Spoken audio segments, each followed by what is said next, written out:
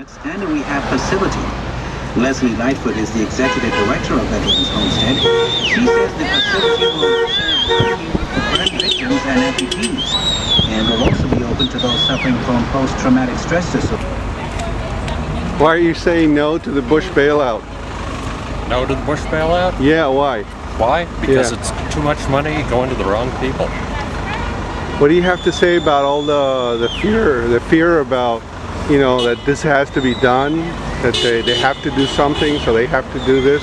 Well, it sounds a lot like the fear that that these same people tried to instill just before the Iraq War, and just before they went and gave the FBI warrantless wiretapping and other expanded powers. And it's the same story now.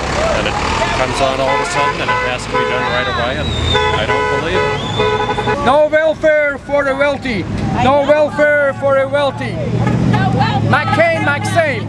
No welfare for the wealthy. No welfare for the wealthy. No welfare for the wealthy. No welfare for the wealthy. No welfare for the wealthy.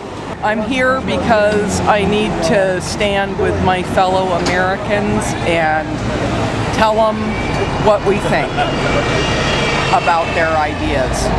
What do you think about their idea of spending $1 trillion to save the economy? Well, you know what? Maybe there shouldn't be an economy if it's going to be like this.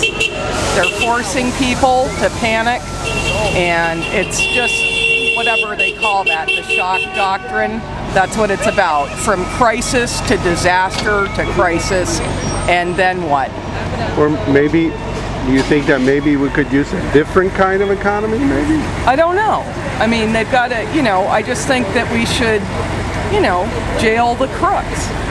I mean, they've jailed everybody else. You got 2 million people in prison in this country, and that's the industry, and that's the people who have jobs, or in so-called law enforcement, which is interesting since there's no actual law for some of the people at the top.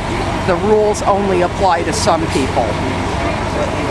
When the criminals are running the country from the top way down, we have a situation like now, when the bailout should be bailing out the poor and homelesses, not bailing out the wealthy. Unfortunately, when there is no enforcement, when there is no regulators, when they are firing the regulators and they are hiring the speculators, this disaster happens.